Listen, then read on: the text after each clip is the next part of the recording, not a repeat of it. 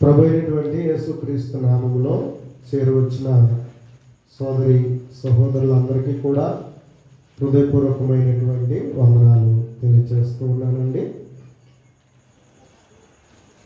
దేవుని కృపను బట్టి ఆసక్తి కలిగి వస్తున్నటువంటి మీకు నా హృదయపూర్వక వందనాలు. మధ్య ఒక తల్లిగారు రాలేదు అంటే ఐడెంటిఫై చేస్తున్నాను, ఎవరెవరు వస్తున్నారు. కాబట్టి క్రమంగా రండి, చక్కగా నేర్చుకోండి, వాక్యంలో బలపడాలనేదే మా ఆశ. కాబట్టి ప్రియమైనటువంటి దేవుని వల్లరా మొదటి వారము మనం ఏం నేర్చుకున్నాం? బైబిల్ నమ్మదగినదేనా అనే ప్రశ్న వేసుకొని, ఎందుకు నమ్మదగినది, ఎందుకు నా జీవితంలో దేవుని మాటలే నేను చదవాలి లేకపోతే ధ్యానించాలి, దానికి ఆధారం ఏంటి, నిజం ఏంటి అనేటువంటి విషయాన్ని మనము పరిశీలించడం అనేటువంటిది జరిగింది. కాబట్టి ఏమేమి పరిశీలించాము నోట్ చేసుకుంటే విషయాలు మనకు అర్థమవుతాయి.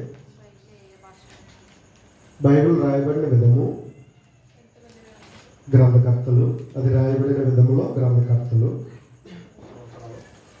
అది ఎంతకాలం పట్టింది రాయబడ్డానికి కాలం, తర్వాత ప్రవచనము, ప్రవచనాలు, తర్వాత అండి ఓకే, అందులో ప్రవచనాలు, అందులో మరింత శాస్త్రపరమైన రుజువులు, బైబిల్ అని చెప్పడానికి శాస్త్రానికి ఏమైనా అనువుగా ఉందా, విరుద్ధంగా ఉందా, మన నమ్మకాలకు ఏమన్నా డిఫరెంట్గా ఏమన్నా ఉందా అనే విషయాన్ని చూస్తే అది శాస్త్రీయంగా ఉన్నటువంటి విషయాలలో అది ట్రూ అనేటువంటిది, నిజము అనేటువంటి విషయం ఎన్నో ఉన్నాయి. అన్నీ మనం చెప్పుకోవడానికి సమయం సరిపోదు, కానీ అనేకమైనవి మనకి ఆధారాలుగా ఉన్నాయి. ఇంకా త్రవ్వకాలలో ఆధారాలు, త్రవ్వకాలలో బయలుపడినటువంటి ఆధారాలు, ఇంకా భౌగోళికమైనటువంటి ప్రదేశాలకు అది వాస్తవంగా ఉంది. నదులు కానీ, సముద్రాలు కానీ, ప్రాంతాలు కానీ, అది చెప్పినట్టుగానే ఉన్నది, కానీ దానికి డిఫరెంట్గా ఏమి కూడా లేదు. కాబట్టి ఇన్ని ఆధారాలు ఉన్నాయి కాబట్టి మనము బైబిల్ అది వాస్తవమైనది అనే విషయం. తర్వాత బైబిల్ చెప్తున్నది ఏంటంటే, బైబిల్లో ఉన్న మాట ఏంటంటే కలపకూడదు, తీసివేయకూడదు. ఎందుకంటే అది మనకి బైబిల్ అంతా చెప్పబడుతున్న విషయం ఏమిటంటే, బైబిల్ దేవుని యొక్క గ్రంథం. గ్రంథకర్తలు ఎంతమంది ఉన్నాను, వారందరూ దైవావేశ పూరితులై, ఏమండి 40 మంది కూడా దైవావేశ పూరితులై, వారు ఏ కాలానికి చెందిన, ఏ నాగరికతకు చెందిన వారు, ఏ స్థితిలో వారు ఉన్నప్పటికీ కూడా, వారు ఒకవేళ ఏ తరగతికి అంటే దిగు స్థితిలో ఉన్నా, హై రేంజ్లో ఉన్నా, వారు ఏ స్థితిలో ఉన్నప్పటికీ కూడా వారికి ఉన్నటువంటిది, వారికి వచ్చిన ప్రేరణ, వారికి కలిగినటువంటి ఆలోచన వారిది కాదు, దైవ సంబంధమైనది. అంచేత గ్రంథము దేవుని యొక్క గ్రంథం కనుక, అంచేత ఇది ఎందుకు చేర్చలేదు, ఇది కలపొచ్చు కదా, ఇంకా ఉన్నాయి కదా అని లోకములో చాలామంది అడుగుతూ ఉన్నారు. ఎందుకంటే దేనిని కలపకూడదు, తీసివేయకూడదు. కలపడానికి లేదు, తీసివేయడానికి లేదు. ఒక రీజన్ ఉంది. అది మన మాటలు అయితే మనం చేర్చేయచ్చు, అది మన అభిప్రాయాలు అయితే మనం చేర్చేయచ్చు, కానీ అది దేవుని యొక్క జ్ఞానం, దేవుని యొక్క చిత్తం, అది దేవుని యొక్క నీతి. కాబట్టి అవి పుటము పెట్టబడిన 7 మార్లు పుటము పెట్టబడినటువంటి వెండి అంత పవిత్రములు అనే విషయాన్ని చెప్పబడింది. కాబట్టి అందుకని వాక్యాన్ని మన ఇష్టం వచ్చినట్లుగా ఆలోచించడానికి, దాన్ని చదువుకోవడానికి, అర్థం చేసుకోవడానికి ఏమాత్రం కూడా వీలు లేదు. ఎందుకు అన్నట్లయితే మనం పెట్టుకున్న చట్టాలకే మనం ఎంత ప్రాధాన్యత ఇస్తున్నాం. మనం ఒక స్థలానికి పెట్టుకున్న డాక్యుమెంట్స్కే ఎంత వాల్యూ ఇస్తున్నాం? మనకున్న పేరుకే ప్రతి అక్షరం దగ్గర ఎంత వాల్యూ ఇస్తున్నాం? మరి వాటికి ఎంత విలువ ఉన్నప్పుడు గ్రంథముగా దేవుడు, మహోన్నతుడైన దేవుడు, మహాగణుడైనటువంటి దేవుడు, మరి ఆయన తన యొక్క గ్రంథముగా మనకి ఇచ్చినప్పుడు మనతో మాట్లాడడానికి, ఏమంటే తన చిత్తాన్ని మనం నేర్చుకోవడానికి దేవుడు మన కొరకు ఇచ్చినప్పుడు మనం దాని విషయంలో ఎంత జాగ్రత్త కలిగి ఉండాలి. అందుకే గ్రంథం చదువుతున్నప్పుడు మనకు ఒక హెచ్చరిక పడుతుంది, జాగ్రత్త జాగ్రత్త. అనేక మార్లు బైబిల్ చదువుతున్నప్పుడు ఈ మాటను చూస్తున్నాం, జాగ్రత్త జాగ్రత్త జాగ్రత్త. అందుకని లోక పుస్తకాల వలె బైబిల్ విషయంలో ఆ రీతిగా ఆలోచించడానికి ఏమాత్రం కూడా కుదరదు. అందుకని జాగ్రత్త పడాలి బైబిల్ విషయంలో. ఎవరు ఎన్ని విధాలుగా ప్రలోభ పెట్టినా సరే, మనల్ని ఎన్ని విధాలుగా మభ్యపెట్టినా సరే, వాళ్ళకేదో తెలియలేదు కాబట్టి మనము కూడా ఆ రీతిగా ఆలోచించడానికి ఏమాత్రం కూడా వీలు లేదు. అందుకని వాక్యముగా చదవాలి, ఆలోచించాలి, పరిశీలించాలి. ఎందుకంటే ఎవరు మాట్లాడుకున్నారు, నువ్వు విన్నావు, విన్న తర్వాత వెళ్ళి ఇంకొకరికి చెప్తావు, అందులో చిన్న పొల్లు తేడా వచ్చిన ఏమంటారండి?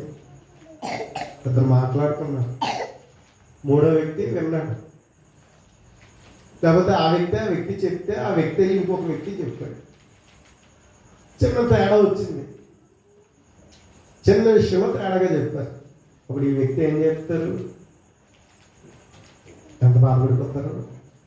నేను అలా చెప్తానా, నా మనసు ఉన్న బాధ అంతా ఏదో నీకు చెప్పుకున్నాను, నా మంచి బంధువు అని, స్నేహితురాలు అని, ఆత్మీయురాలు అని ఏదో నీ దగ్గరికి వచ్చి నేనేం చేసుకున్నాను అన్నట్లయితే నా బాధ ఏదో నీతో పంచుకున్నాను, నేను అలా చెప్పానా? నన్ను నా పరుగు ఎంత తీసేసావు, నా మంచిదనం అంతా ఎలా చేసేసావు, నా మాట ఎలా తీసేసాడు, రేపు చెడ్డది అయిపోయాడు కదా, బాధపడతారు కదండి. అంటే మాట తేడా వచ్చేటప్పటికి ఏం జరుగుతుంది?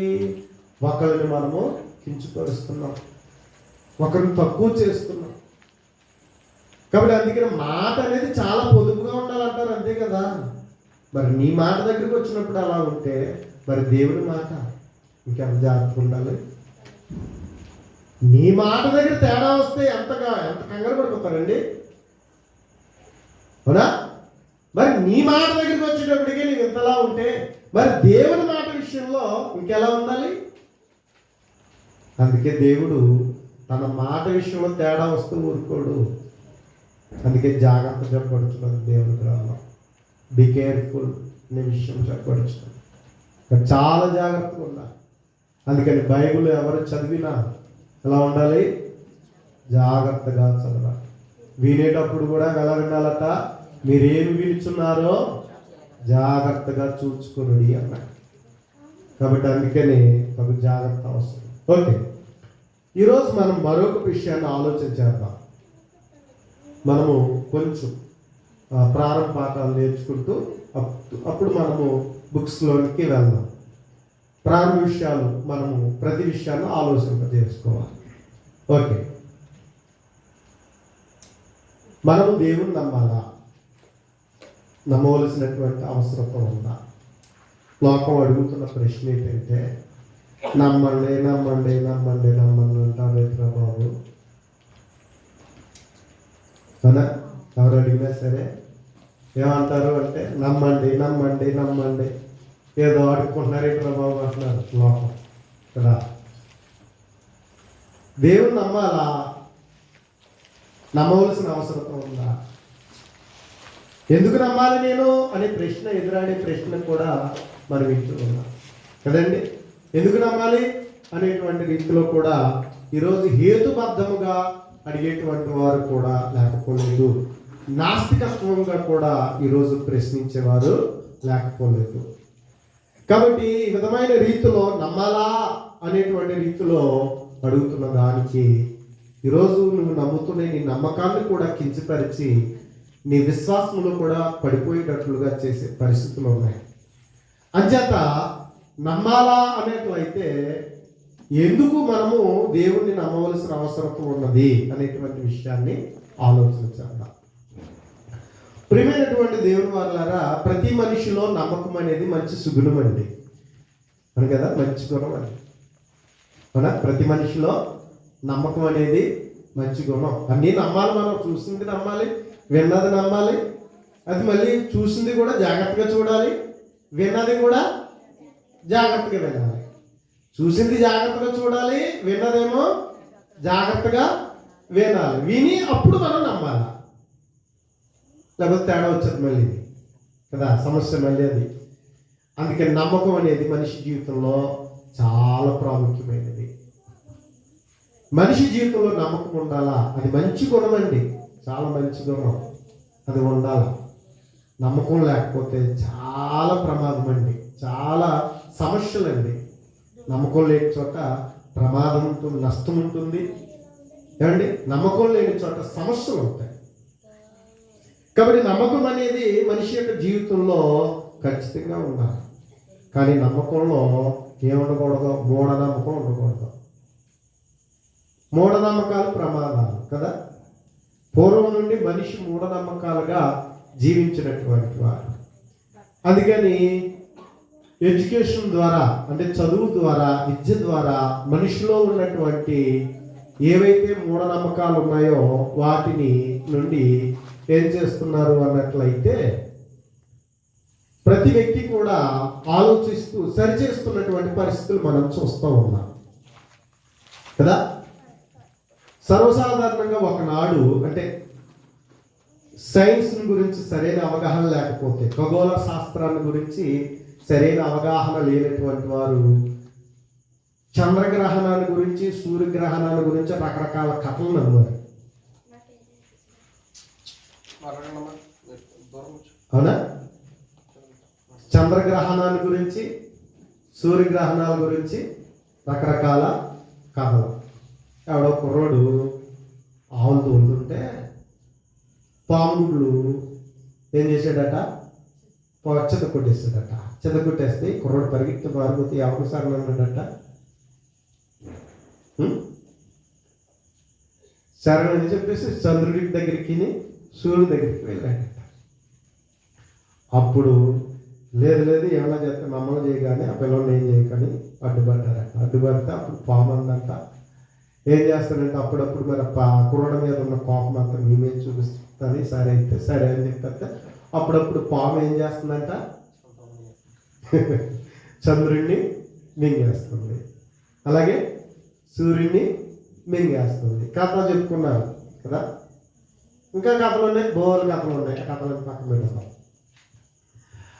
ఓకే అండి, ఇలా రకరకాల కథలు. కానీ అదే మనము ఈరోజు 4వ తరగతి 5వ తరగతి చదివి ఒకప్పుడు పాఠాలు ఉండే. అవి ఏంటంటే చంద్రగ్రహణం ఎలా వస్తుంది అన్నట్లయితే భూమికి చంద్రుడికి మధ్య, భూమికి సూర్యునికి చంద్రుడికి మధ్య భూమి అడ్డం వస్తే చంద్రగ్రహణం ఏర్పడుతుంది. పాము మింగట్లేదు. అంతరిక్షంలో పరిశీలన చేసినప్పుడు, గమనించగలిగినప్పుడు ఒక విషయం గుర్తించబడింది. ఏంటంటే ఈ భూమి ఏం చేయబడుతుందంటే భూమికి చంద్రుడికి మధ్య ఏం జరుగుతుంది? అడ్డు వస్తుంది. భూమధ్య రేఖ సమాంతరంగా. అప్పుడు ఈ సూర్యుడు, చంద్రుడు అనేటువంటి వాడు స్వయం ప్రకాశకుడు కాదు. సూర్యుని వల్లే అతనికి కాంతి వస్తుంది. కనుక ఇప్పుడు ఏం జరుగుతుంది అన్నట్లయితే ఎప్పుడైతే సరళమైన రేఖలోకి వచ్చేసి ఈ భూమి అడ్డంగా వచ్చిందో ఈ కాంతి దేని మీద పడతాలే? చంద్రుడి మీద పడతాయి. అందుకని దాన్ని మింగివేస్తున్నట్లుగా అనిపిస్తుంది. అంటే చెప్పారు కాబట్టి మింగేస్తున్నారు మనం అనుకుంటున్నాం. కానీ అది ఎలా జరుగుతుంది అన్నట్లయితే ఇదిగో శాస్త్రజ్ఞులు తెలియజేసిన విషయాలు. నాయన పిల్లలు, ఇలాంటి కాకమ్మ కథలు నమ్మకండ్రా. మీరు నమ్మవలసిన విషయం ఏంటంటే ఇదిగో శాస్త్రం ఇది అని చెప్పి ఎవరు చెప్పారు? శాస్త్రవేత్తలు చెప్పారు. మరి చదువుకున్నాడు కూడా అలా నమ్మితే ఇంకేంటంట? అండ్ చదువుకున్న వాళ్ళకు నెలని ఉంది ఏంటట. పగలు సర్వసాధారణ మనకి ఎవరు కనిపించరు? చంద్రుడు కనిపించరు. ఎందువల్లంటే ఒకవేళ ఉన్న సూర్యుని యొక్క కాంతి వల్ల మనకు కనిపించు. కానీ ఈ సూర్యుడికి ఈ చంద్రుడికి మధ్య భూమి అడ్డం వస్తే ఒకే సరళ రేఖ మీద వచ్చినప్పుడు ఏం జరుగుతుంది అన్నట్లయితే ఈ చంద్రుడు అడ్డం వస్తే భూమికి సూర్యునికి సర్వసాధారణంగా భూమికి కాంతి ఎలా వస్తుంది? సూర్యుని వల్ల వస్తుంది కదా. ఉదయం 6 గంటల నుంచి సాయంత్రం 6 గంటల వరకు ఏం జరుగుతుంది? మనకి చక్కగా కాంతి వస్తుంది కదా. ఎప్పుడైతే సూర్యుడు కనిపించడం లేదో చీకటిపడిపోయిందని అన్నీ సర్దేసుకుని ఇళ్ళలోకి వెళ్తే పనులు చేసుకుని తినేసి పడుకుంటున్నాం, రెస్ట్ కదా. పగలైతే మాత్రం ఏదో పని చేసుకుంటూ ఉంటాం. ఇది కదా మనకి నేర్పించబడింది. కానీ పట్టపగలే సూర్యుడు ఉన్నప్పటికీ కూడా ఏదో సూర్యుడిని కమ్మేస్తున్నట్లుగా మింగేస్తున్నట్లుగా గ్రహణం ఏర్పడి ఏం చేయబడుతున్నదంటే ఆ ప్రాంతం అంతా కూడా చీకటి ఏర్పడుతున్నది. ఏంటి దీనికి కారణం అంటే చెప్పారు. ఏం చెప్పారు శాస్త్రజ్ఞులు? ఏమంటూ వచ్చింది? చంద్రుడు ఆత్మ వచ్చాడట. కానీ ప్రియమైన వారులారా, ఇది ఎవరు చెప్పారు? శాస్త్రజ్ఞులు చెప్పినటువంటి విషయం. కాబట్టి ఇప్పుడన్నా కాకమ్మ కథలు ఏమున్నాయో ఎవరు చెప్పారో ఏదో చిన్నప్పుడు వింటూ ఉంటాం కదా పూర్వం. మరి ఇప్పుడు ఏం చేయాలి? వాటిని నమ్మచ్చు. ఇప్పుడు మనం అదేమైపోయింది? అది మూఢ నమ్మకం. అది సరైనటువంటి నమ్మకము కాదు. అంటే నమ్మకం ఉండాలి కానీ ఏముండకూడదు మన జీవితంలో? మూఢనమ్మకాలు ఉండకూడదు. నిర్ధారణ ఉండాలి, సరైనటువంటి ఆధారంగా ఉండాలి నమ్మకానికి. అంతే తప్ప ఏది పడితే అది నమ్మేమంటే నమ్మేయడం కాదు. దానికి తగినటువంటి ఆధారపూరితమైన రీతిలో మనం ఏం చేయాలంటే మన నమ్మకం కలిగి ఉండాలా. అందుకని మూఢనమ్మకాలకు ఏముండకూడదు? తాగుకుండదు. అంచేత మన జీవితంలో ఖచ్చితంగా సత్యమైన నమ్మకం ఉండాలి. మన నమ్మకంలో సత్యం లేకపోతే అది మూఢనమ్మకం అయిపోతుంది. అది వట్టి నమ్మకం అయిపోద్ది. అందుకని మన నమ్మకంలో సరైనటువంటి నమ్మకం కలిగి ఉండేటట్లుగా చూసుకోవాల్సిన బాధ్యత ఉంది. ఓకే, మనిషిలో ఉన్న గుణాలలో నమ్మకం అనేది ఒక సుగుణం, మంచి గుణం. ఏంటది? నమ్మకం. ఈ నమ్మకం అనేది ఏం చేస్తుంది అన్నట్లయితే మంచి బంధాన్ని ఏర్పరుస్తుంది. మనిషిలో ఉన్నటువంటి నమ్మకము అనేటువంటిది ఏం చేస్తుంది అన్నట్లయితే ఒక మంచి బంధాన్ని ఏర్పరుస్తుంది. భార్య భర్తలు అనే బంధం జీవితకాలం నిలబడాలంటే ఏముండాలా?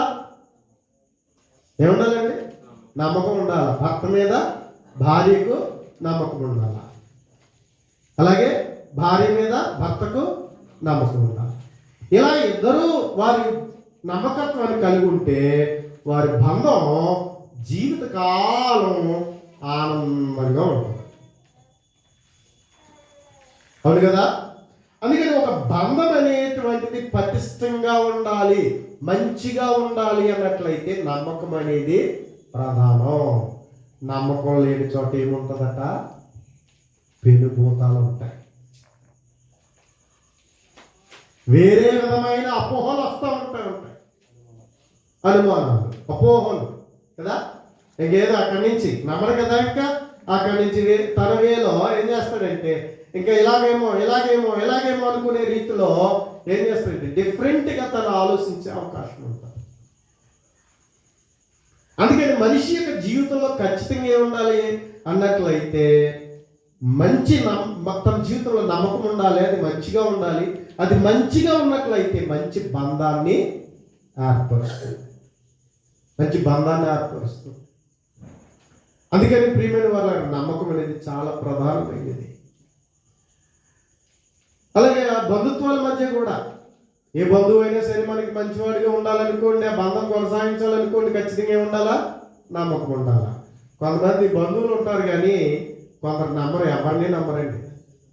అలాంటి వాళ్ళ దగ్గరికి జీవితంలో ఎవరు కూడా చాలా బాబోయ్ ఎందుకు వచ్చిందిరా బాబు అన్నిటికీ అనుమానమేనా నాయన,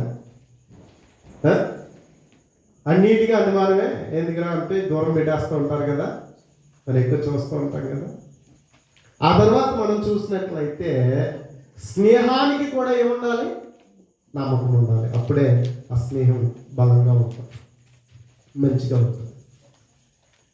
ఒకవేళ స్నేహితుడిని గురించి చిన్న చిన్న విషయాల్లో అపోహలు వస్తే ఏం జరుగుతుంది? ఆ స్నేహ బంధము కలకాలం ఉండదు, అంతే కదండి.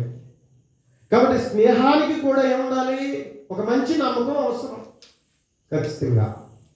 అలాగే ఒక మంచి పని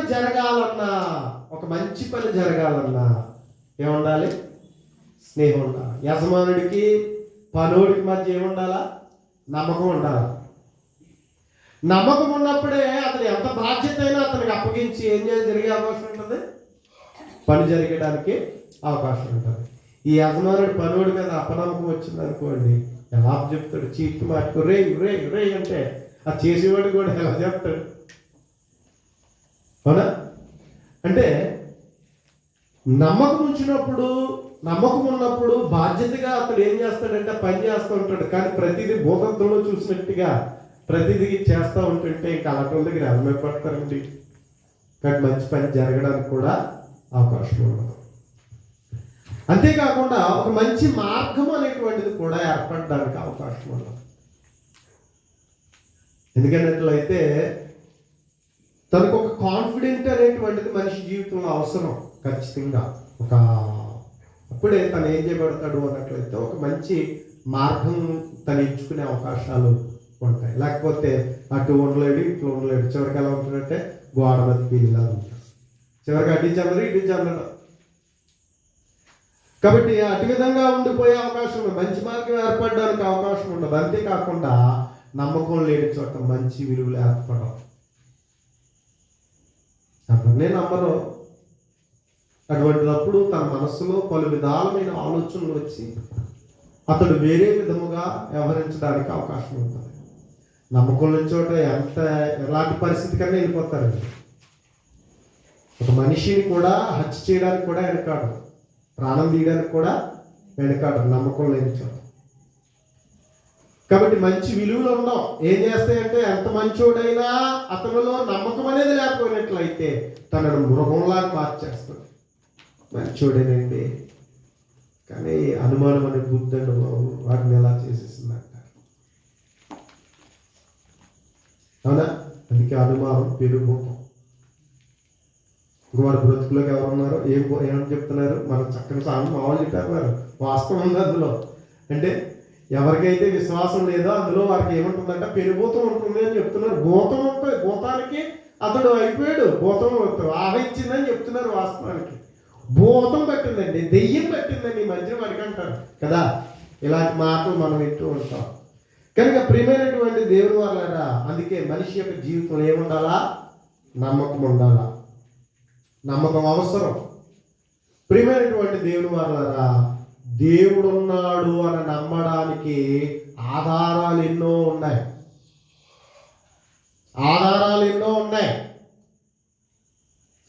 పరిశీలిస్తే, ఆలోచిస్తే ఏ వ్యక్తికైనా సరే విశ్వాసం కల్పిస్తుంది. వీనిటి వలన విశ్వాసము కలుగును. ఖచ్చితంగా ప్రతి మనిషిలో ఆలోచన పుట్టిస్తుందండి. దేవుడు ఉన్నాడు అనడానికి ఆధారముగా అతని మనసును తొలిచివేస్తుంది, అతని హృదయాన్ని కదిలిస్తుంది.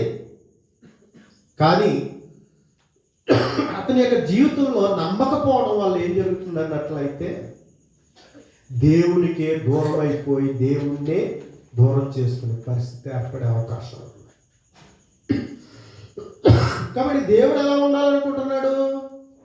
ప్రతి మానవులతో, ప్రతి ఒక్కరితో దేవుడు ఎలా ఉండాలనుకుంటున్నాడు?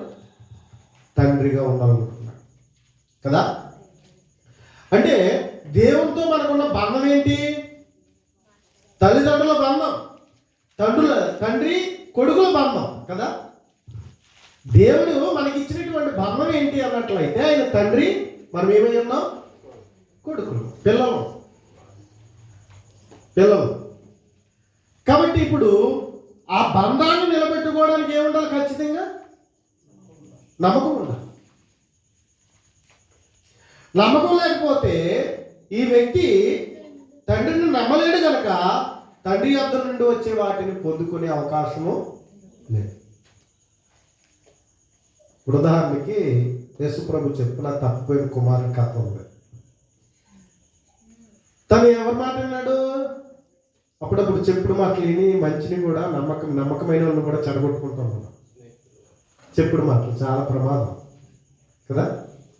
చెప్పుడు మాటలు చాలా ప్రమాదం. మంచి వాళ్ళని కూడా నమ్మకమైన వాళ్ళని కూడా ఏం చేసుకుంటాం? మనం దూరం పెట్టాం. కాపురాలు పాడైపోతాం. అదే కదా కారణం.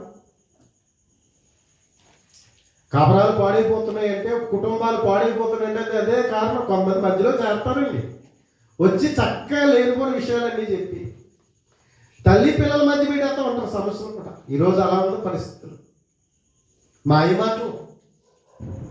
కనుక ప్రియమైన వాళ్ళు అలాంటి చెప్పడం వల్ల ఈరోజు కుటుంబంలో కలహానికి వెళ్తున్నటువంటి పరిస్థితులు మనం చూస్తున్నాం.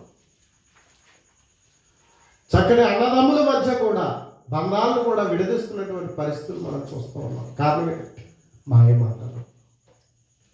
ప్రియమైన వాళ్ళు అలాగే ఇతను బయటికి వెళ్ళాడు, స్నేహితులతో సహవాసం చేశాడు.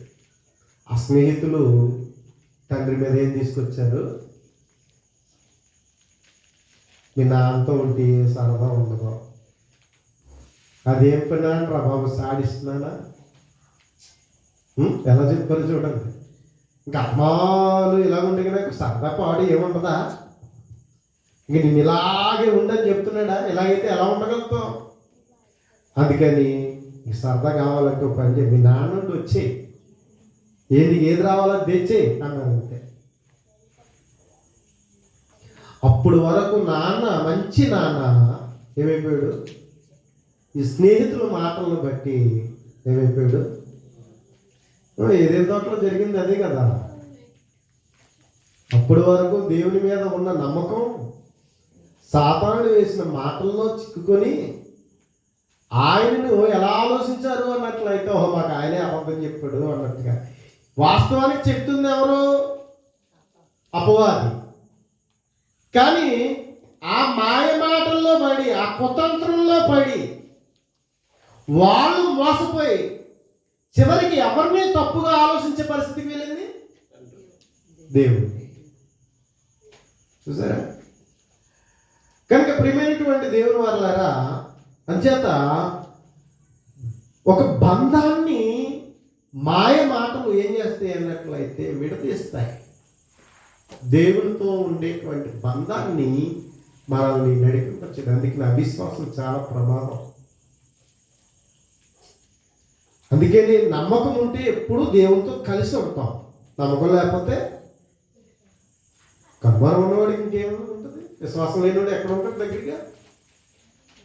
విశ్వాసం లేనివాడికి వాక్యం చదవడం చదువుతాడు ఎట్టి, ప్రార్థన చేయాలని చేస్తాడా?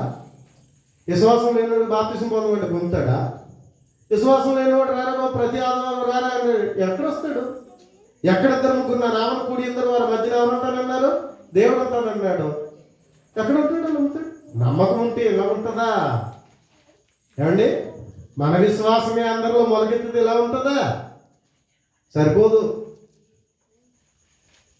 కదా, సరిపోదు.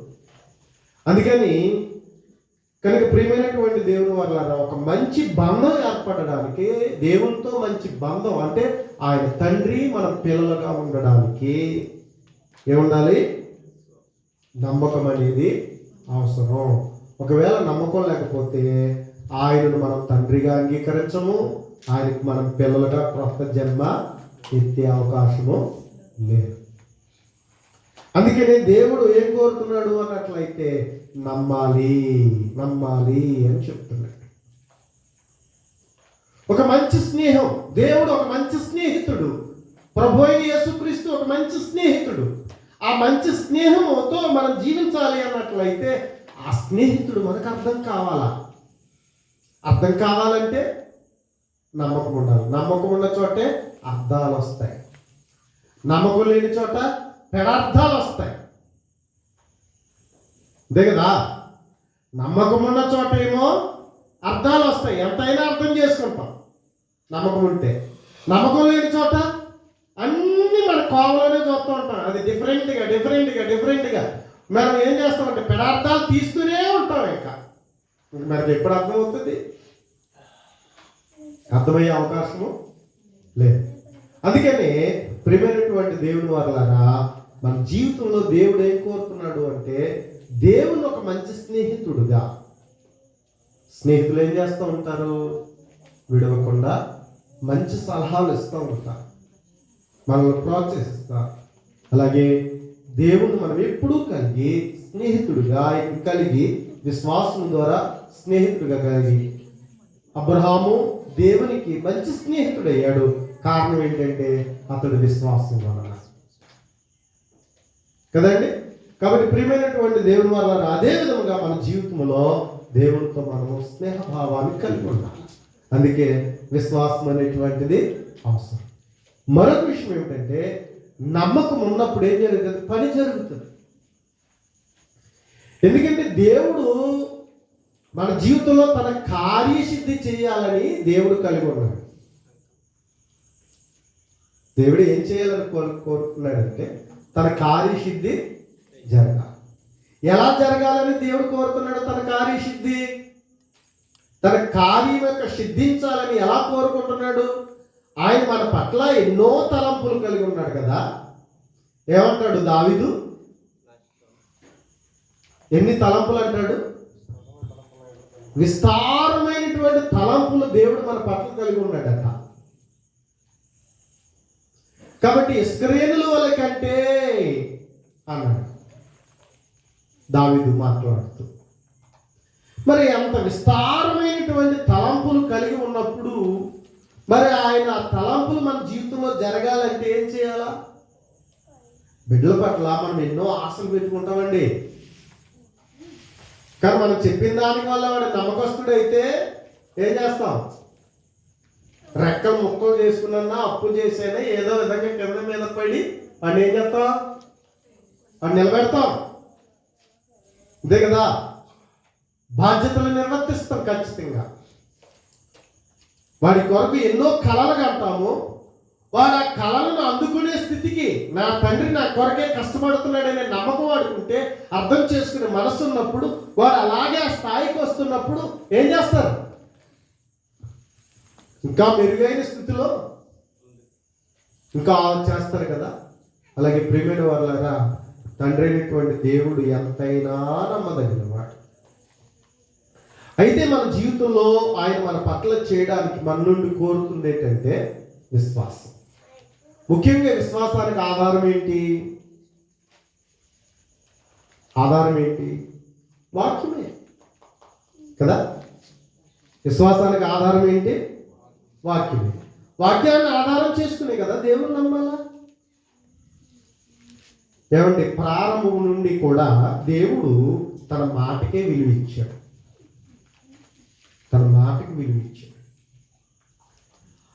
అదే ప్రకారం ఈరోజు నువ్వు నేను కూడా ఆయన మాటకు విలువ ఇవ్వాలనేది దేవుడు కోరుతున్నాడు. ఎందుకో తెలుసా? జగత్తుకు పునాది వేయబడకపోతే దేవుడు సంకల్పం చేశాడు. లోకం పుట్టకముందే ఆయన సంకల్పం, ఆయన చిత్తం, ఆయన ఉద్దేశం అది క్రీస్తు ద్వారా మనకు బయలుపరచాడు. కాబట్టి పరిశుద్ధాత్ముడు ద్వారా మనల్ని ఏం చేశాడంటే సర్వసత్యంలోకి నడిపించాడు. కాబట్టి ఆ విధముగా దేవుడు ఏం చేశాడు అన్నట్లయితే తన నిర్ణయాన్ని మనకు అనుగ్రహించుటకు దేవుడు కష్టపడ్డాడు వాస్తవానికి. ఎందుకంటే ఆయన వాక్యము సత్యం, ఆయన మాట సత్యం. ఎంత సత్యమో ముందు వారం ఆలోచించాం. కాబట్టి అదే విధముగా ఆ మాట ద్వారానే దేవుడు ఏం చేశాడు? మనం చూస్తున్న యావత్తు సృష్టిని తన మాట ద్వారా చేశాడు. కలుగుగాక అని, అవునా? కలుగుగాక అని దేవుడు ఏం చేశాడు? సృష్టిని చేశాడు. అంటే ఎలా కలిగింది?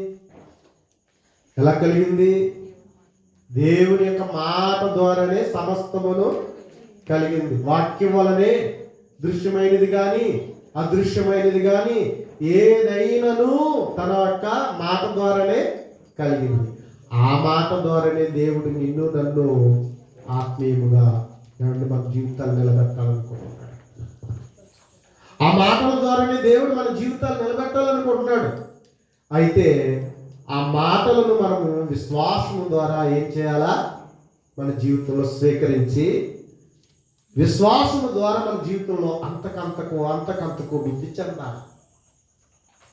నమ్మకం ఉంటేనే అర్థాలు ఉంటాయి, నమ్మకం లేని చోట అర్థాలు ఉంటాయి.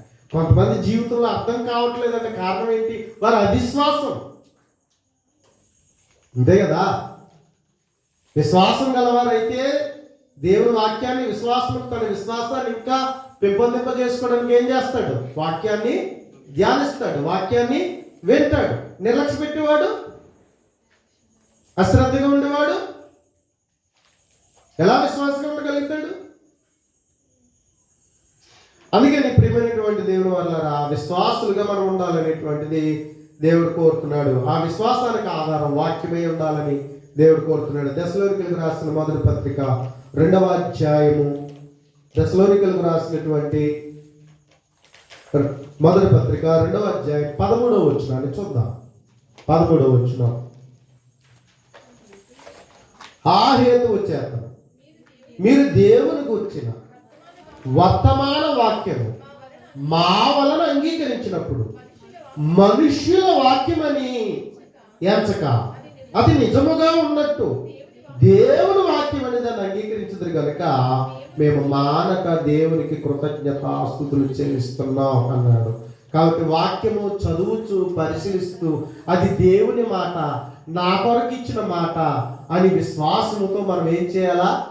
నమ్మి దానిని స్వీకరించాలా. హృదయంలో నాటుకోవాలా. హృదయంలో అది నాటుకోవాలి. కాబట్టి ఆ విధంగా దేవుని వాక్యం మన జీవితంలో అంగీకరించేవారిగా ఉంటే ఆ వాక్యం ఏమవుతుందట? ఏమన్నాడు కింద? ఆ వాక్యమే విశ్వాసులైన మీలో కార్యసిద్ధి కలుగుజేయుచున్నది అన్నాడు. దేవుడేమో అడుగు వాటికంటే ఊహించు వాటికంటే అత్యధికముగా చేయగల సర్వశక్తి గల దేవుడు. ఊహించిన దానికంటే, అడుగు దానికంటే, ఊహించు దానికంటే అత్యధికంగా చేయగల సర్వశక్తి గల దేవుడు. కాబట్టి దేవుడు మన జీవితంలో తన చిత్తానుసారమైన కార్యసిద్ధి తన శక్తి ద్వారా దేవుడు మన జీవితంలో చేయాలని కోరుచున్నాడు. కానీ చాలా వరకు మనం భౌతికంగానే చూస్తాం, కానీ ఆత్మీయంగా దేవుడు అనుగ్రహించే వాటిని ఆలోచన చేయం. మనం ఎక్కువగా ఏం కోరుకుంటాం? భౌతికంగానే దేవుడు చేయాలంటే ఏం చేయాలని కోరుకుంటాం? ఎక్కువగా భౌతికంగానే దేవుడు ఇవ్వాలనుకుంటాం కదండి. దేవుని దగ్గరికి వస్తే ఏం జరిగిపోవాలా? రోగాలు తగ్గిపోవాలా, కష్టాలు తీరిపోవాలా, ఏమంటే సమస్యలు తీరిపోవాలా, ఏమీ లేకుండా హాయిగా బ్రతకాలి అనేటువంటిది మనం కోరుకునేటువంటిది. ఎక్కువగా నశించిపోయే శరీరం కొరకు, ఈ లోకంలో విడిచిపెట్టిపోయే, ఈ లోకంలో నశించిపోయే దాని గురించే ఎక్కువగా తాపత్రయపడేవాళ్ళు. మనం మట్టి శరీరం కోసమే, మట్టిలో కలిసిపోయే దానికోసమే, వ్యర్థమైన దానికోసమే ఎక్కువగా మనం ఏం చేస్తున్న వాళ్ళము? దేవుని దగ్గరికి వచ్చి అడుగుతున్న వాళ్ళం అందులోనే సమృద్ధిగా ఉండాలని కోరుకునేవాళ్ళు. కానీ దేవుడిస్తానన్న ఆశీర్వాదాలు ఎక్కడివి? ఏ ఆశీర్వాదాలు ఇస్తానన్నాడు? క్రీస్తునందు ఆత్మ సంబంధమైన పరలోక విషయములలో ఉన్నటువంటి ఆశీర్వాదాలు ఇస్తానన్నాడు. దీని గురించి ఆలోచించే వాళ్ళు ఎవరన్నా ఉన్నారా? వాక్యం అందుకే చదువుతున్నామా? ఏమండి, భూమి మీద పుట్టినప్పుడు మనకేముండాలా? ఉండటానికి ఒక ఇల్లు ఉండాలా, కట్టుకోవడానికి బట్టలు ఉండాలా, తినడానికి తిండి ఉండాలా, ఇంకా చేసుకోవడం మంచి పని ఉండాలి, ఉద్యోగం ఉండాలి కదండి. ఇవన్నీ మనం ఉంటే హ్యాపీ కదా. అవునా? ఇయే కదా కనీస అవసరతలు. ముఖ్యంగా అందులో ఏ లోటు లేకుండా హ్యాపీగా బతికేది మనం ఎప్పుడు పుట్టినాటి నుండి చనిపోయేంత వరకు. ఈ పాపిస్ట్ లోకంలో జరుగుతుందా? జరుగుతుందా? ఉంటే కథ మనకి ఒక ఆటోమేటిక్ కొమ్ములు వచ్చేస్తాయి. ఎక్కడ వస్తుంది? ఎవరు లెక్క చేయమను?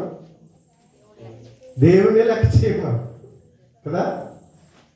అందుకని ప్రియమైనటువంటి దేవుని వాళ్ళారా, దేవుడు శాశ్వతంగా ఉండే ఆశీర్వాదాలు ఇవ్వాలని దేవుడు నిర్ణయించాడు. ఈ మట్టిలో కలిసిపోయేవి కాదు, శాశ్వతంగా ఉండాలా. అవి క్రీస్తులో సంపాదించాలని దేవుడు నిర్ణయించాడు. అవి అడుగు వాటికంటే, ఊహించు వాటికంటే అత్యధికంగా ఇవ్వాలనుకుంటున్నాడు. ఇక్కడైతే ఒక రోజు అయిపోయిందిరా బాబు అని బాధపడేవాళ్ళం మనం, కానీ అక్కడైతే తరగండి. అందుకని పరలోకంలో మనకి ఏం కావాలా? ఇల్లు కావాలా. పరలోకంలో ఏం కావాలా? వస్త్రాలు బాగా ఉండకూడదు. పరలోకంలో ఏమి ఉండకూడదు? ఆకలి దప్పుకులు ఉండకూడదు, రోగాలు ఉండకూడదు, ఏమంటే మరణం ఉండకూడదు. ఇలాంటివి లేనటువంటి ఒక సమృద్ధమైన జీవాన్ని పొందుకునేటట్లుగా క్రీస్తులో నిన్ను నన్ను పిలుస్తున్నాడు. దానికి ఆధారం ఏం చేశాడయ్యా? వాక్యం పెట్టాడు. అందుకని ఇప్పుడు దాన్ని మనం ఆధారం చేసుకుని ఏం చేయాలి? మనం విశ్వసించాలి. కానీ మన తాపత్రయం అంతా ఇక్కడే. అసలైన దానికోసమేమో నిర్లక్ష్యం, అవిశ్వాసం, అవునా కదా.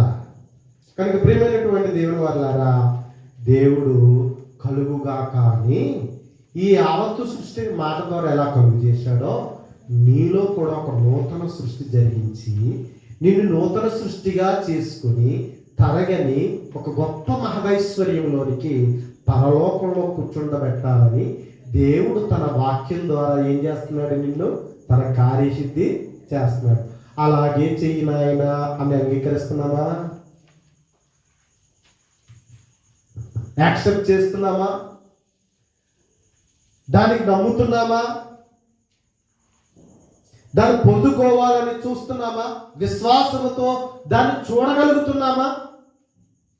విశ్వాసం ఉన్నవాడే పరలోకం ఉందని జాగ్రత్త పడతాడు. నేను హక్కును పొందుకోవాలి.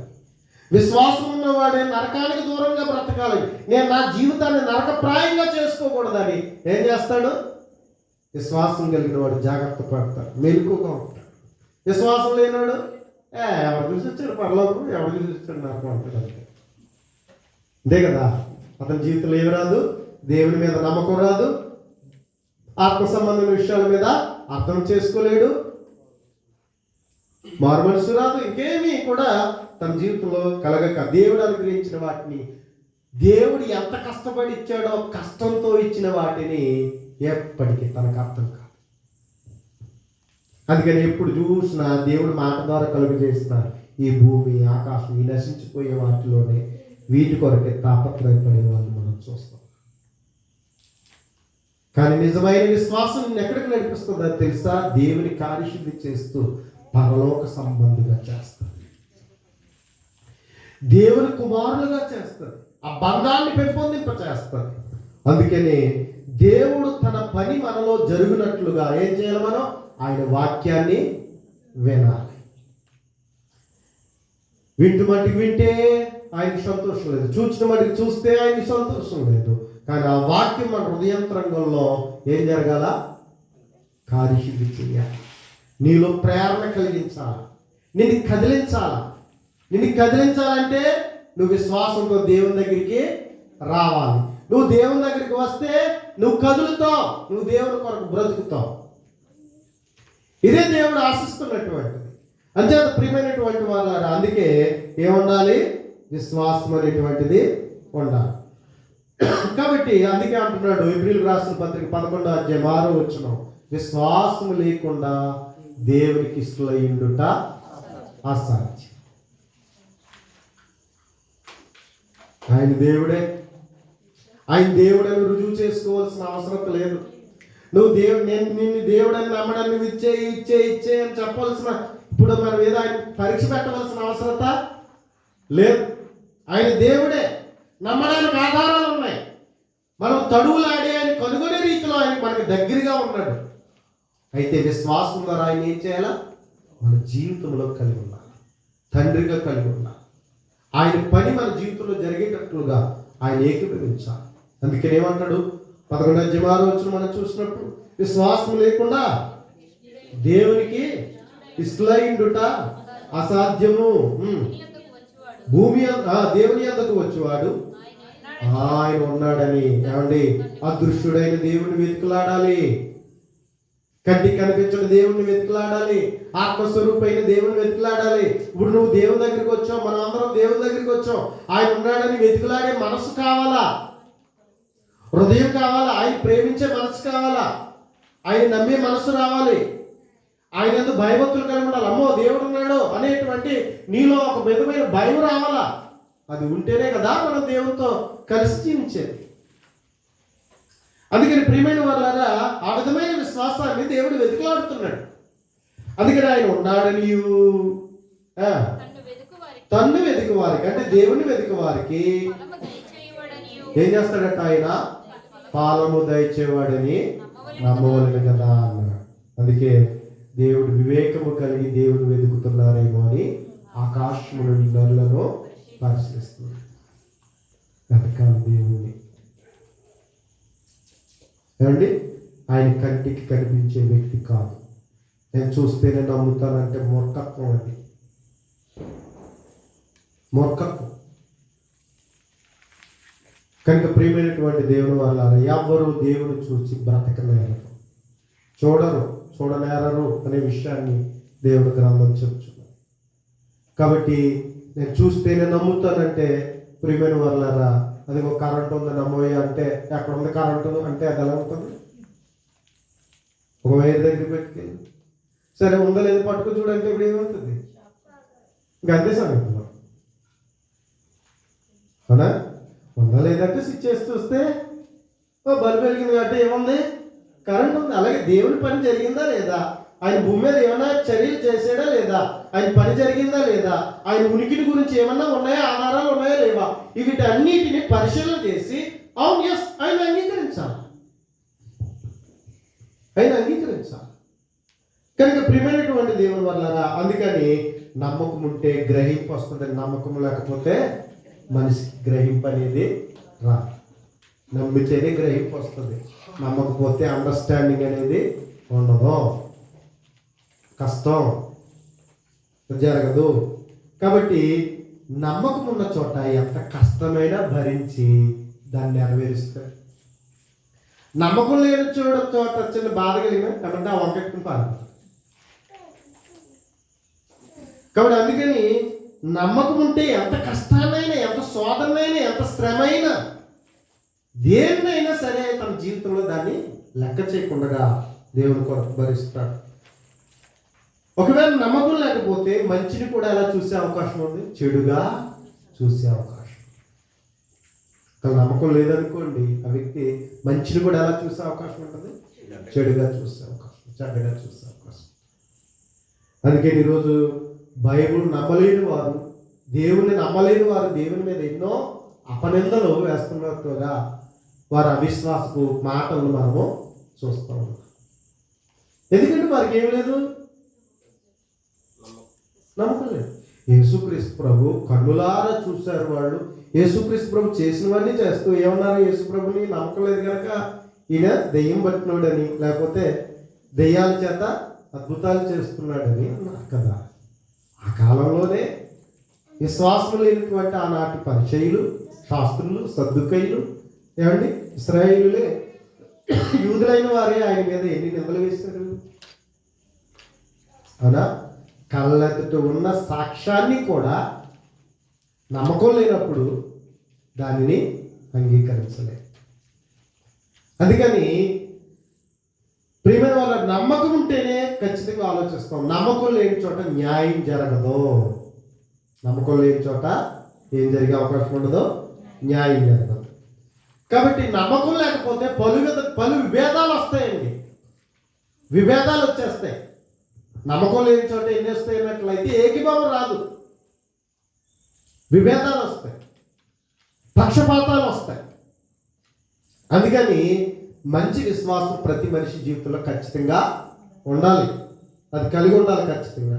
లేకపోతే ఏంటంటే నమ్మకపోతే అంటే ఇదిగో మనం ఇలాగా ఎవరికి వారిగా పలు విభేదాలుగా జీవించేటువంటి అవకాశము ఉంటుంది. ఇంకా మనము విశ్వాసం లేకపోతే సత్యంతో ఏం చేయలేము? ఏకీభవించలేము. ముగింపుకు వస్తున్నాడు. సత్యంతో మనం ఏం చేయలేము? ఏకీభవించలేము. ఎంత నిజమైనా సరే, ఎంత వాస్తవమైనా సరే, ఎంత యథార్థమైనా సరే దాన్ని మనం ఏం చేయలేం, ఏకీభవించాలి. మరి ఆ విధంగా మనం చేసినప్పుడు అప్పుడు మన ద్రోహులమే కదా. అవునా? చాలామంది ఏమంటున్నారంటే మత్తయి మార్కు సువార్తలో 16వ అధ్యాయంలో ఉన్నటువంటి మాటను తీసుకుని నమ్మి బాప్తిసం పొందినవాడు రక్షింపబడును, నమ్మని వానికి శిక్ష విధింపబడును అన్నాడు. అంటే ఈ మాటను తీసుకుని, అంటే నమ్మకపోతే ఏం చేస్తాడట మీ దేవుడు? అర్థమవుతాడా? ఇదేం కఠినమైన దేవుడు అండి, అంత నమ్మాలా అనేటువంటి వాళ్ళు మాట్లాడుతున్నటువంటి మాటలు మనం చూస్తున్నాం. ప్రభుత్వం పథకం పెట్టింది, ఇన్ని దినాలని మనకి సమయం పెట్టింది. ఏమండి, కరెంటు బిల్లు ఎంత సమయం అని నీకు డేట్ ఇచ్చేసింది. కట్టకపోతే ఏమంటారు? పెనాల్టీ అంటారు. తర్వాత ఎందుకు పట్టిపోతున్నావు అన్నారు అనుకోండి, ఊరుకుంటారు. గట్టిగా ఏమన్నా అడిగారు అనుకోండి, ఆ వచ్చినటువంటి అధికారం మీద గట్టిగా క్యాకులేషన్ మీద కేసెట్టినా ఎక్కడికి వెళ్ళే అవకాశం ఉంది, కోర్టుకో జైలుకో. అవునా?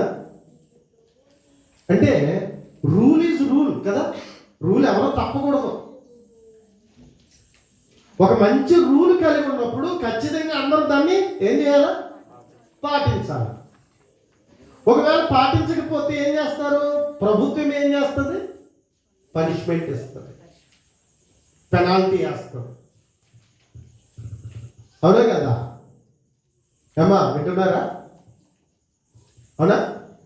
మరి యేసుక్రీస్తు ప్రభువు పాప పరిహారార్థముగా యేసుక్రీస్తు మానవులందరి కొరకు ఆయన చనిపోయాడు, సమాధ్యపడ్డాడు, మరణం నుండి తిరిగి లేపడ్డాడు. యేసుక్రీస్తు యొక్క రక్తం పవిత్రమైన రక్తం, నీతిమంతుని యొక్క రక్తం. కాబట్టి ఆ రక్తము సర్వపాపములను క్షమించడానికి, అంటే పాప క్షమాపణ కొరకే క్రీస్తు ప్రభువు సిలువలో ఏమైపోయాడు? ఆయన చనిపోయాడు, సమాధ్యపడ్డాడు, మరణం నుండి తిరిగి లేచాడు. అంటే ఒక పాపి రక్షణ కొరకు యేసుక్రీస్తు ప్రభు సిలువలో చనిపోతే మరి అది నమ్మలేనప్పుడు మనకి పాపం ఎలా పోతుంది చెప్పండి? పాపం పోద్దా? ఇప్పుడు ప్రభుత్వం ఏమందంటే బకాయిలు కొట్టేస్తున్నాం అని చెప్పింది, అంటే మీ రుణాలు కొట్టేస్తున్నాం అని చెప్పింది. అయితే రుణాలు కొట్టేసిన వాళ్ళు ఎవరున్నారు? వాళ్ళు రండి, ఆధార్ కార్డులు పెట్టుకుని రండి, అందరూ కూడా వాళ్ళు వచ్చి అప్లై చేయండి అంటారు. కొట్టేయారన్నారు కాబట్టి కొట్టే పడతారు, గొడవలు ఏదో అనుకుని ఇంటికాడ కూర్చుంటే, ఏమో అప్లై చేయకుండా ఇంటికాడ కూర్చుంటే కొట్టివే పడతాయా? నువ్వు ఎంత చేసావో ఏంటో వెళ్ళి అప్లై చేసుకుని దాని ప్రకారం రూల్ పాటించాలా లేదా? ఏమీ చేయకుండా కొట్టేయారన్నారు కాబట్టి అంత అయిపోయింది, కొట్టివేయబడ్డాయని కింద ఇంటికాడ కూర్చున్నారు అనుకోండి. ఆ తర్వాత ఎప్పటికప్పుడు నోటీస్ వచ్చేద్ది, అది ఇంటికి కొట్టేయారన్నారు కదా, మరి నువ్వేం చేసావు అని అడిగినారు. అదే కదా రూల్ ఉంటుందిగా. అలాగే పరలోకం వెళ్ళడానికి కావలసిన పాపక్షమాపణ, పాపి అయినటువంటి మనిషినికి పాపక్షమాపణ పొందగలిగే, నీతిమంతుడు అవ్వగలిగే, పరిశుద్ధుడు అవ్వగలిగేటువంటి ఒక మార్గము దేవుడు చూపిస్తే దాన్ని అంగీకరించకుండా ఉండడం వల్ల పాపం వల్ల వచ్చే జీతం మరణం కనుక ఎక్కడికెళ్ళిపోవాలి. నీకు అవకాశం ఇచ్చాడు దేవుడు, నువ్వు నమ్మకుండా దాన్ని పట్టించుకోకుండా నిర్లక్ష్య పెట్టి నువ్వేం చేసావు అన్నట్లయితే ఒక రూల్ నువ్వు అతిక్రమించావు. నువ్వు దేవుడు పెట్టిన రూల్. అవునా? ఆయన మానవుడై పుట్టినందుకే ఆయనే బాప్తిసం పొందాడు మాదిరి కొరకు కదా. ఒక యూదుడిగా, ఒక ఇశ్రాయేలుడిగా జన్మించడం ద్వారా ఆయన ఏం చెప్పాడు? 8వ దినాన సున్నతి పొందాడు, ధర్మశాస్త్రాన్ని నెరవేర్చాడు. అప్పటికి ప్రవక్త ఆజ్ఞ ఉండడం చేత ఆయన ఏం చేశాడు? బాప్తిస్మము పొందాడు. మరి ఆయన అంత విధేయత చూపించినప్పుడు మరి నువ్వు నేనంత? అవునా? అలాగే దేవుని నియమానికి ప్రతి వ్యక్తి ఖచ్చితంగా లోబడాలా. నీవు నీతిమంతుడు అవడానికి, పరిశుద్ధుడు అవడానికి, నీ పాపాలు క్షమించబడడానికి ఒక మార్గం చూపించిన తర్వాత ఆ మార్గంలో విశ్వాసంతో నువ్వు రాకపోతే నీకు నువ్వే చేతులారా నీ జీవితాన్ని నాశనం చేసుకున్నావు. కాబట్టి నువ్వు చేసిన పాపాలు క్షమించబడలేదు కనుక పాపం వల్ల వచ్చే జీతం మరణం. మరి దేవుడు ఏం చేస్తాడు? నీలో ఉన్న పాపాన్ని బట్టి దేవుడు ఏం చేయాలి? పనిష్మెంట్ ఇవ్వాల్సిందే. రూలే కదా అది, తీర్పది ఆయనే కదా, న్యాయాన్ని విధించవలసిన వాడు ఆయనే కదా. అందుకని అంతే తప్ప పాపం పొందకపోతే నమ్మనోడు అందరూ వెళ్ళిపోతారంటే ఎస్, నమ్మవలసింది నువ్వు నమ్మలేదు. మంచి భార్య వచ్చిందండి, నమ్మకస్తురాలండి, కానీ ఏం చేశాడు? ఎంతగా నమ్మలేదు. ఇంకా ఆమె ఏడిపిస్తూ ఉన్నాడు, బాధిస్తూ ఉన్నాడు. ఏమంటుంది లోకం? ఏమంటా ఊరుకుంటుందా? పనిష్మెంట్ కదా. ఆవిడ వెళ్ళి, అయ్యా నా భర్త నన్ను మాటికి నన్ను ఇలా చేస్తున్నాడు, టార్చర్ పెడుతున్నాడు అంటే వెళ్తే పెట్టుకుని కేసు పెడితే ఏమవుతుంది? ఊరుకుంటారా? అలాగే దేవుని యొక్క మంచి విషయాలు మన కొరకు చేయబడినప్పుడు దాన్ని అర్థం చేసుకోకుండా మొండోళ్ళకి వెళ్ళిపోతే మన మొండితనానికి ఏముంది? శిక్ష ఉంది. కాబట్టి ప్రియమైన వాళ్ళ వాస్తవాలను గ్రహించండి. కాబట్టి దేవుని మాటల్లో ఉన్న పరమార్థాన్ని గ్రహించాలి. అందుకని విశ్వాసం అనేది మనిషి జీవితానికి చాలా ఆధారం. మరి నీ విశ్వాసం ఎలా ఉంది? నువ్వు దేవుని ఎలా నమ్ముతున్నావు? విశ్వాసానికి ఆధారమైన బైబిల్ నువ్వు ఎలా చదువుతున్నావు? ఎలా అర్థం చేసుకుంటున్నావు? నువ్వు ఎలాగ ఆత్మీయంగా నీ జీవితాన్ని నిలబెట్టుకున్నావు? మరి ఆ విధంగా దేవుని పిల్లలుగా మీరు అందరూ కూడా విశ్వాస వీరులుగా, విశ్వాసములో ఎంతవరకు అంటే మీ మరణ పర్యాంతం కూడా దృఢమైన నమ్మకం కలిగినటువంటి వారిగా దేవునితో ఉన్న బంధాన్ని పెంపొందింప చేసుకుని ఆయన ద్వారా వచ్చేటువంటి ఆశీర్వాదాలకు పాత్రలు కావాలని కోరుచు శ్రద్ధ మీ అందరికీ కూడా హృదయపూర్వకమైన వందనాలు తెలియజేస్తున్నాను. ప్రార్థన చేసుకున్నాం. పరిశుద్ధుడా, దయగలిగినటువంటి తండ్రి, నీకు స్తోత్రములు. నీ కుమారుడైన యేసుక్రీస్తు ప్రభు ద్వారా మమ్మల్ని ప్రేమించి ఈ రాత్రికాల సమయంలో తండ్రి నీ మంచి మాటలు వినడానికి, ముఖ్యంగా మేము ఎందుకు మిమ్మల్ని నమ్మవలసిన వారమై ఉన్నామో అనడానికి తగు మా తండ్రి పలు విషయాలను మాకు నేర్పించిన రీతిని బట్టి నాయన కృతజ్ఞతలు తండ్రి. దేవా, ఇదిగో నాయన మేము ఎందుకైతే నమ్మాలని కోరుతున్నావో మా తండ్రి అట్టి రీతిలో మేము నమ్మడానికి దేవ సహాయం చేయండి. ఎందుకంటే విశ్వాసం లేకుండా నీకు ఇష్టలుగా ఉండుట అసాధ్యమని మా తండ్రి ఇదిగో దేవా మాకు తెలియపరచబడుచున్నది. ఆయన విశ్వాసం ద్వారానే మేము నిత్య జీవానికి పాత్రలుగా ఉండాలని నువ్వు కోరుతూ ఉన్నావు తండ్రి. మా మదిలో పుట్టినటువంటి విశ్వాసాన్ని ఇంకా దృఢపరచుకొని స్థిరపరచుకొని కదలని వారిగా తండ్రి ఇదిగో మీ చిత్తానుసారంగా జీవిస్తూ మీ చిత్తానుసారమైనటువంటి కార్యసిద్ధి చేయబడుచు అంతకంతకు మా జీవితంలో ఆత్మీయంగా అభివృద్ధి పొందగలిగే కృపను చూపించండి. దేవాలయాన్ని పిల్లలందరినీ దీవించండి, మీ చిత్త ప్రకారం బలపరచండి నాయనా. ఇదిగో తండ్రి తరగతులు ఇంకా నీ నా మహిమార్థంగా చక్కగా నిర్వహించబట్టుకు దేవా సహాయం చేయండి. అలా నీ మాటలు చెప్పగలిగే సామర్థ్యము నమ్మకత్వము నీ దాసునికి ఇవ్వండి. అలా శ్రద్ధగా నేర్చుకునేటువంటి ఆసక్తిని ప్రతి ఒక్కరికి దయ చూపించండి. ఇటు అవకాశం ప్రతి ఒక్కరు కలిగి ఉండులాగున పరిచర్య అభివృద్ధి చెందులాగున మీ కృపను అనుగ్రహించమని సహాయం చేయమని మా తండ్రి ఇదిగో సహకరిస్తున్నా ప్రోత్సహిస్తున్నా నీ పిల్లలందరినీ దీవించి నడిపించమని క్రీస్తు యేసు నామములో ప్రార్థించి వేడుకుంటున్నాం తండ్రి.